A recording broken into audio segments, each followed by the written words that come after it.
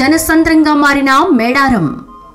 2 ఏళ్లకు ఒకసారి జరిగే అతిపెద్ద గిరిజన మేడారం జాతరకు భారీ సంఖ్యలో భక్తులు పోటెత్తుతున్నారు.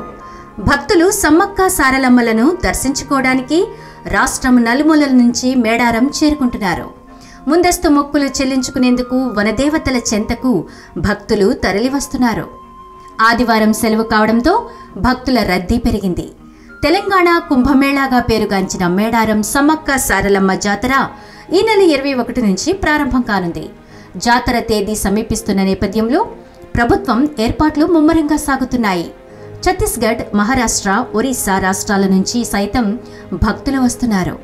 సమ్మక్క సారలమ్మ, గోవిందరాజు, పగడిద్దరాజుకు పసుపు, కుంకుమ, ఎత్తు బెల్లం సమర్పించి మొక్కులు చెల్లించుకుంటున్నారు. గద్దల పరిసరాలతో పాటు చిలకలగుట్ట, జంపన్నవాగు, బస్టాండ్ తదితర ప్రాంతాలలో భక్తులు విడిది చేస్తున్నారు.